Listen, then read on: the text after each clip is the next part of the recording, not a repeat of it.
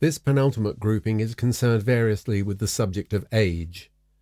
The first one is from 2007. It is called The Hardest Lesson. In youth I could stroll through the orchard of life. For its fruits I just reached out my hand. But now tangled branches can cut like a knife, empty fingers that I'd never planned. By fast-flowing rivers I cast out my line, and the bites came both plenty and fast. But now with less patience and even less time, every chance of a catch could be lost. And all that I've borrowed and loved in the past, I enjoyed, took for granted as right. Though nothing was ever intended to last, somehow I'd always hoped that it might. And the harvest of love and laughter and friends seems to fade from the world with each turn. The sadness that this could be how it all ends is now life's hardest lesson to learn. This next piece is called Settle. Settle is a comfortable word, a bit like settee, which is not as comfy as sofa, and an archaism for a seat or a bench. And to settle down is comforting and placid, implying an end to unruly times or stormy seas or troubled waters, which, once they'd crossed, settlers made America a consumer's paradise, made the American dream a reality, until they woke up. And it's good to settle up, to pay the piper, having called the tune, to clear the slate and pay the bill, get the check, flash the plastic, never the cash. But to settle for, now there's the rub. Through lifelong hope and dreams and discontent and hoping for more, there's never a time to settle for. Until now, I must confess. Now I'd settle for so much less. This is from November 2010 and is called Kira. When I was a younger man, living in a world of yes I can, I think I could have had Kira nightly. I wouldn't have even made a fuss or been too bloomin' obvious. I'd just have walked up and asked her politely. I wouldn't require a credit card. I've never had to work that hard. I wouldn't even have acted like a stalker. And even if she was as cold as ice, I'd just have been so very nice and use words to woo her. Yeah, I'm just a talker. We'd have loved 1,000 times. I never would run out of rhymes. My words would make each moment so renewable. But now my words have turned to dust.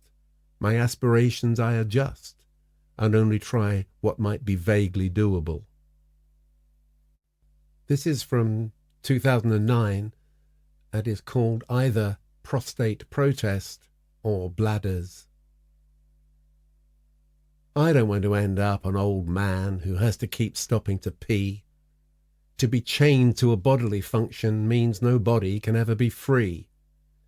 To constantly ask where the loo is, not stray far from a WC, makes a slave of a warrior who once was ruled by what hangs between groin and knee.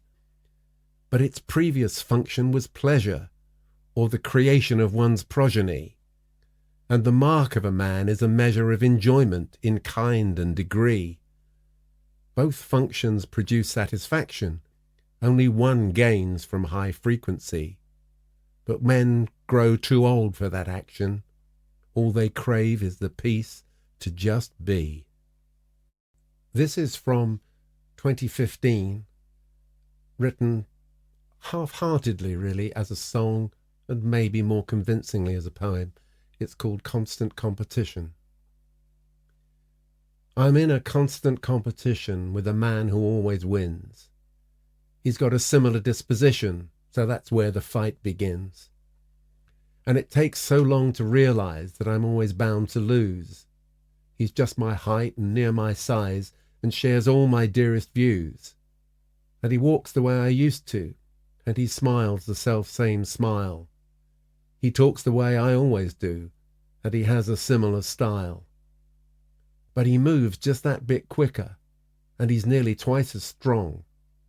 and his hair is that much thicker, and he can wear it twice as long.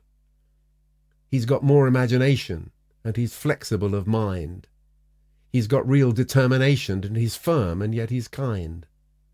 I've known him since I was a child, and loved him all my days. I remember times when he was wild and all his crazy ways. But now when I look back at him, it's so hard to see myself. I see the eyes and that same grin, but now see someone else.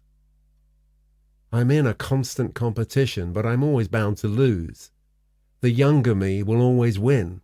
So I guess it's time to choose to only fight the contest where I at least can force a draw, and learn to leave out all the rest. There's no victory anymore. In the final fight we face defeat, but we're still prepared to try. The last known challenge that we meet is to fight until we die, and to face the truth without the tears that the war was always lost. You'll never beat your younger years, but your life was worth the cost. And the man who takes the final test and who finishes the race, he is the sum of all the rest, and you'll recognize his face. And he's walked beside you every day, and he's been your closest friend. He gave you strength along the way to help you face the end. So now, when you look back at him, you won't just see someone else. You'll meet the eyes and that same grin, and draw the strength back to yourself. And what comes after age? Inevitably the final chapter and the final verse, death. This first one is called Epitaph. You turn to see the face you pass a blind eye to the looking glass, and smile towards the sound that calls your name. But every stranger that you meet is walking down a one-way street, and no one seems to want to play your game. You walk alone without regret, through memories you can't forget, till images obliterate the trace. And everything you ever learn comes back with every card you turn, but no one seems to recognize your ace. You squeeze the wheel of fortune round and struggle through life's lost and found, where casual fortunes rule but nothing's gained.